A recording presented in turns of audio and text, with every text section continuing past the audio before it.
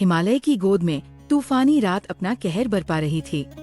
बिजली कड़क रही थी, हवा सनसना रही थी, लेकिन गुफा के अंदर ऋषि देवव्रत अचल थे। उनकी आंखें बंद थी, शरीर पत्थर की मूरत जैसा स्थिर। वो अपने मन में मुस्कुरा रहे थे। 10 साल की कठोर तपस्या ने उन्हें प्रकृति के इस खेल से ऊपर उठा दिया था। बाहर का तूफान उनके भीतर की शांति को छू भी नहीं पा रहा था। उनका अहंकार फुसफुसाया, देखो देवव्रत, तुम विजेता हो। तुमने इंद्रियों को जीत लिया है, इच्छाओं को बांध लिया है। तुम्हारे पूर्वज जो न कर सके, तुमने कर दिखाया है।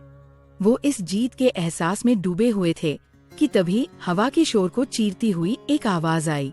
एक औरत की आवाज, मदद के लिए एक कमजोर, कांपती हुई पुकार। देवव्रत की ध्यान की दीवार में पहली दरार पड़ी। खीज और परेशानी ने उनके मन में सिर उठाया। यह माया है, उनके मन ने कहा, इंद्रियों का एक और धोखा, वो इसे अनदेखा कर देंगे। लेकिन चीख फिर से आई, इस बार और पास और ज्यादा बेबस। उनकी तपस्या का गुरूर उनके इंसान होने के धर्म से टकराया। क्या वो एक असहाय की पुकार को अनसुना कर सकते हैं? देवव्रत की आंखें खुलती है। अंदर की शांति अब भंग हो चुकी है। बाहर की पुकार अब उनके कानों में नहीं, सीधे दिल में चुभ रही है। उनका मन तर्क करता है, ये कोई जाल हो सकता है, कोई मायावी राक्षसी तुम्हारी तपस्या भंग करने आई है। लेकिन उनका दिल कहता है, अगर ये सच में कोई जरूरतमंद हुई तो उसे मरने के लिए छोड़ देना सबसे बड़ा पाप होगा। सालों से दबा हुआ उनका धर्म उनके अहंकार पर भारी पड़ता है। वो एक गहरी सांस लेकर उठते हैं। हर एक कदम में हिचकिचाहट है। वो गुफा के मुहाने पर रखे भारी पत्थर पर हाथ रखते हैं। पत्थर ठंडा और गीला है, ठीक वैसा ही जैसा उनका मन हो रहा है। सालों बाद वो अपनी इस बनाई हुई दुनिया का दरवाजा किसी और के लिए खोल रहे हैं। पूरी ताकत लगाकर वो पत्थर को एक तरफ धकेलते हैं। तूफानी हवा और बारिश की बौछार का एक झोंका अंदर आता है। आग की लपटें गुस्से में नाच उठती है और उसी झोंके के साथ एक गीला, कांपता हुआ शरीर अंदर गिरता है। वो उनके पैरों पर गिरती है। सालों में पहली बार किसी इंसान की त्वचा ने उनकी त्वचा को छुआ है। एक बिजली का झटका उनके पूरे शरीर में दौड़ जाता है। देवव्रत अपनी जगह पर जम गए हैं। वो उस स्पर्श को महसूस कर रहे हैं, ठंडा, नरम और खतरनाक रूप से असली। ये कोई माया नहीं है, ये हाडमांस की एक स्त्री है। वो कांप रही है, ठंड और डर से। देवव्रत के अंदर का ऋषि जागता है, या शायद वो खुद को यही यकीन दिलाना चाहते हैं। वो झुककर उसे उठाते हैं, बेहद सावधानी से, जैसे किसी कांच की चीज को छू रहे हों। वो उसे आग के पास ले जाते हैं। आग की रोशनी में उसका भीगा हुआ शरीर सोने की तरह चमक उठता है। उसका नीला साड़ी उसके बदन से ऐसे चिपका है जैसे वो उसका ही एक हिस्सा हो। देवव्रत अपनी नजरें हटाने की कोशिश करते हैं, पर हटा नहीं पाते। फिर वो कुछ ऐसा करते हैं जिसके बारे में उन्होंने कभी सोचा भी नहीं था। वो अपनी साधना की सबसे कीमती चीज, अपनी बाघ की खाल, अपना व्याघ्र चर्म उठाते हैं। वो खाल जिस पर बैठकर उन्होंने ब्रह्मांड के रहस्य जानने की कोशिश की थी, आज वो उसे एक अजनबी औरत को ठंड से बचाने के लिए दे रहे हैं। ये सिर्फ दया नहीं है, ये उनके अहंकार का पहला समर्पण है। वो बाघ की खाल को अपने कंधों पर लपेट लेती है। उसकी उंगलियां कोमलता से उस खाल को सहलाती है। देवव्रत की नजरें उसकी उंगलियों पर टिक जाती है।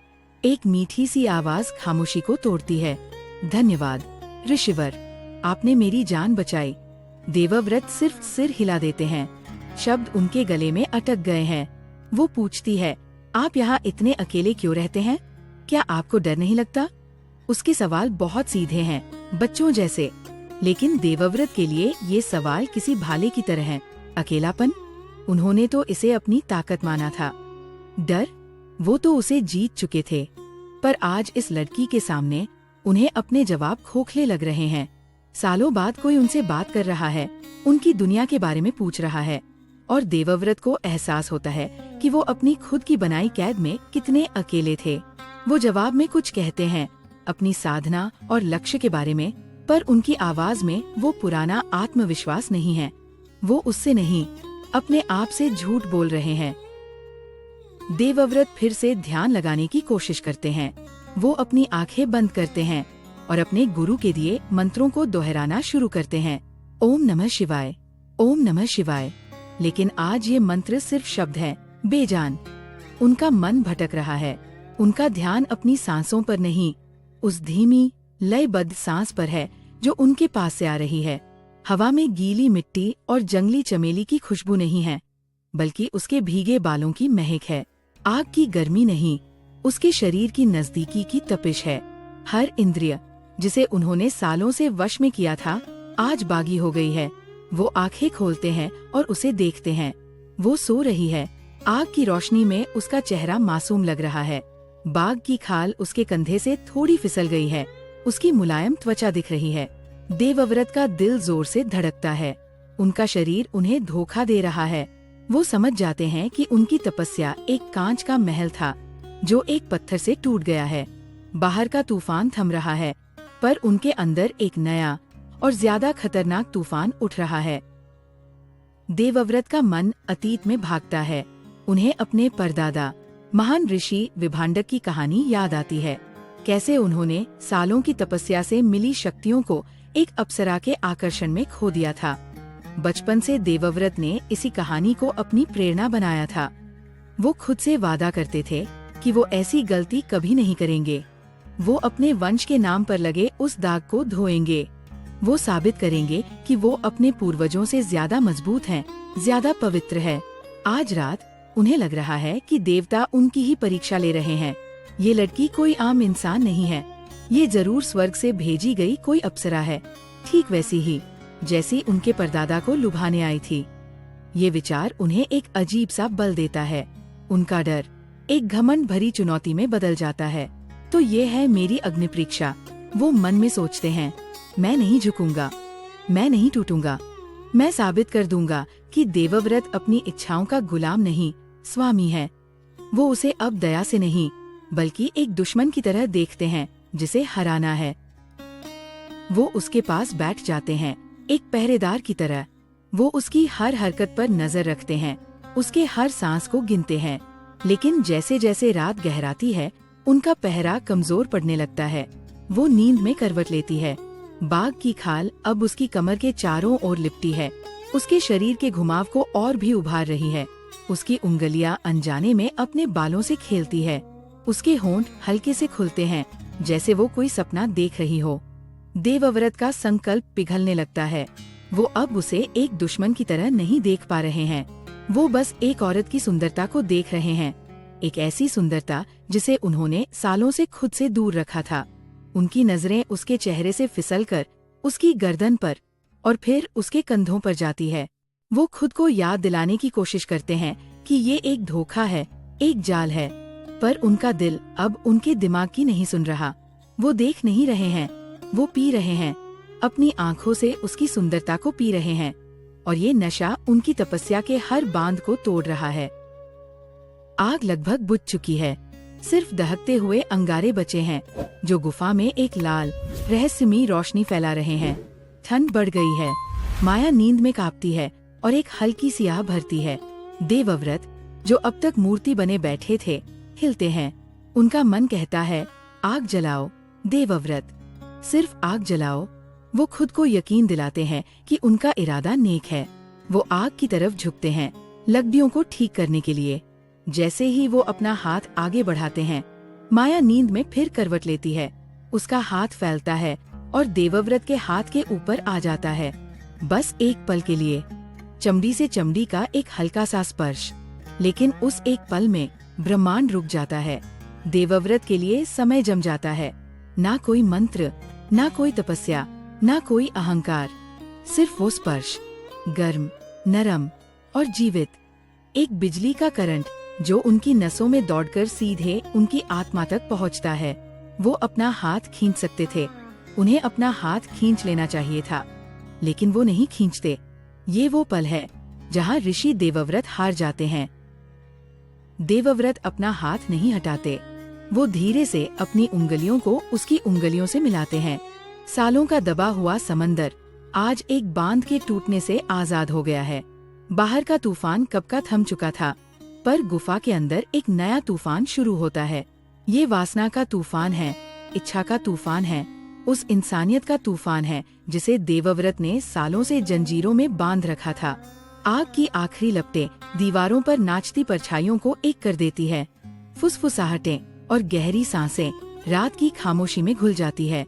ये सिर्फ दो शरीरों का मिलन नहीं है, ये देवव्रत का अपनी ही परछाई से मिलन है।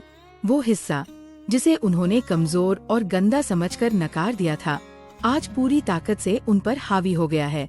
उस रात गुफा में कोई ऋषि नहीं था, कोई अप्सरा नहीं थी, सिर्फ एक पुरुष और एक स्त्री थे, और प्रकृति अपना सबसे पुराना और सबसे शक्तिशाली खेल खेल रही थी। 10 साल की तपस्या एक रात में राख हो गई। सुबह होती है, सूरज की पहली किरण गुफा के मुंह से अंदर आती है, सब कुछ सोने की तरह चमका देती है। तूफान के बाद की खामोशी है, हवा में ताजगी और शांति है। देवव्रत की आँख खुलती है, उनके शरीर में एक अजीब सी थकावट है और मन में शर्म और आनंद का एक मिलाजुला एहसास। वो रात के बारे में सोचते हैं और एक हल्की सी मुस्कान उनके होठों पर आ जाती है। वो करवट लेते हैं माया को देखने के लिए। वो वहीं सो रही है, बाग की खाल में लिपटी हुई। वो प्यार से अपना हाथ बढ़ाते हैं उसके गाल को सहलाने के लिए। उनकी उंगलियां आगे बढ़ती हैं, मुलायम त्वचा के स्पर्श की उम्मीद में, लेकिन उनकी उंगलियों को जो महसूस होता है वो नरम त्वचा नहीं है, वो ठंडा, खुरदुरा, बेजान पत्थर है। उनकी आंखें दहशत में पूरी खुल जाती है। वो झटके से बाग की खाल को खींचते हैं। खाल के नीचे कोई औरत नहीं है, वहाँ सिर्फ एक बड़ी काई लगी हुई चट्टान है जिसका आकार अंधेरे में दूर से एक सोते हुए इंसान जैसा लगता है। एक पल के लिए देवव्रत का दिमाग काम करना बंद कर देता है। वो उस पत्थर को घूरते रहते हैं, वो पत्थर जिसे उन्होंने रात भर अपनी बाहों में भरा था, वो पत्थर जिस पर उन्होंने अपनी 10 साल की तपस्या लुटा दी थी। फिर सच्चाई एक बर्फीले खंजर की तरह उनके सीने में उतर जाती है। कोई अप्सरा नहीं आई थी, कोई मायावी राक्षसी नहीं थी, उन्हें किसी ने नहीं हराया था, वो खुद से हारे थे। वो औरत माया उनकी अपनी ही वासना थी। उनके दबे हुए अरमानों ने एक शरीर ले लिया था। जिस तूफान से वो रात भर लड़े वो उनके अंदर ही था। उनका अहंकार कि उन्होंने खुद को जीत लिया है ही उनके पतन का कारण बना। एक चीख जो इंसानी नहीं लगती उनके गले से निकलती है। ये टूटे हुए गुरूर की चीख है, आत्मा के बिखर जाने की चीख है। वो चीख अब शांत हो चुकी गुफा में गूंजती है। वो अब महान ऋषि देवव्रत नहीं है, वो बुझी हुई राख के सामने बैठे एक टूटे हुए इंसान है जो उस ठंडे गीले पत्थर को पकड़कर ऐसे रो रहे हैं जैसे कोई बच्चा रोता है। उनकी असली आध्यात्मिक यात्रा उनके अहंकार की राख से आज शुरू हुई है। तो दोस्तों, ये कहानी आपको कैसी लगी हमें कमेंट करके जरूर बताएं। अगर आपको ऐसी कहानियाँ पसंद आती है तो कृपया वीडियो को लाइक करें और हमारे चैनल को सब्सक्राइब करें।